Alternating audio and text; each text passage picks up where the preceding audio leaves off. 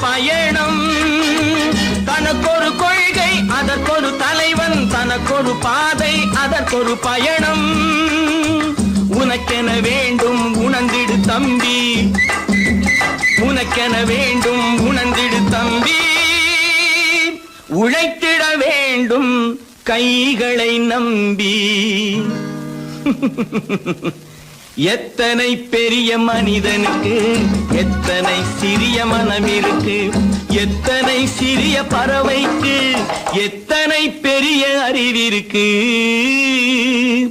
எத்தனை பெரிய மனிதனுக்கு எத்தனை சிறிய மனம் இருக்கு.